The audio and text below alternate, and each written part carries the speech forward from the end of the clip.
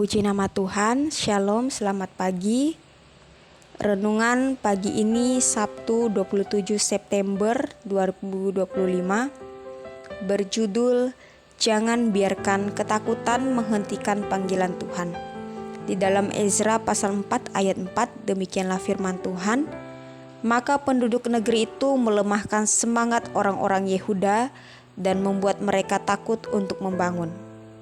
Saudara yang dikasihi Tuhan, pernahkah kita merasa sangat bersemangat untuk memulai sesuatu yang baik, pelayanan, bisnis, hubungan, atau perubahan hidup yang lebih rohani, tetapi di tengah jalan Anda merasa lelah, takut, dan ingin menyerah?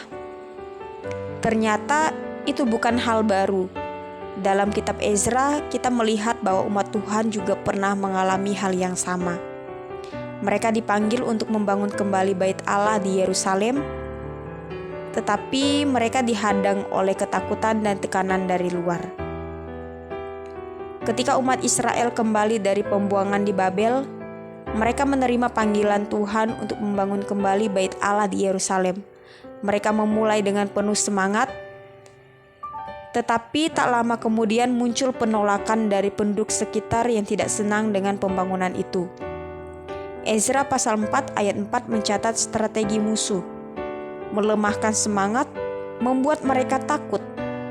Dan strategi ini berhasil. Pembangunan terhenti selama 16 tahun. Apa yang menghentikan mereka? Bukan perang, bukan kelaparan, tapi ketakutan.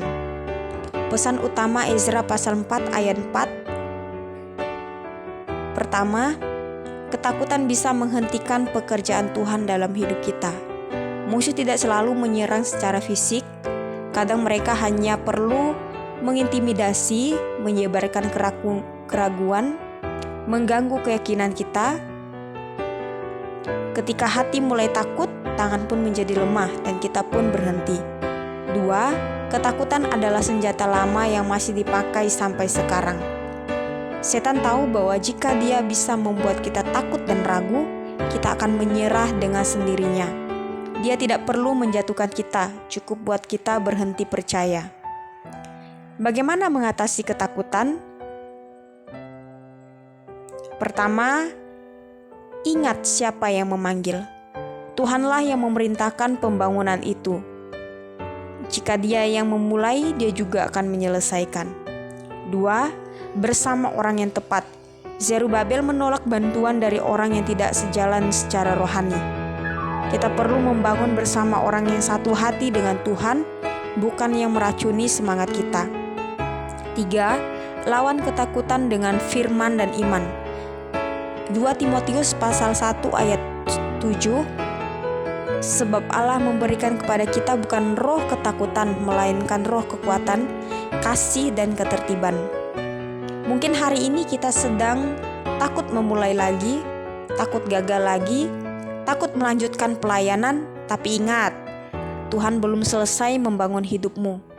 Jangan biarkan ketakutan menghentikan apa yang Tuhan mulai. Jangan berhenti hanya karena takut. Bangkit dan teruslah membangun. Amin. Tuhan Yesus memberkati dan menyertai kita sepanjang hari.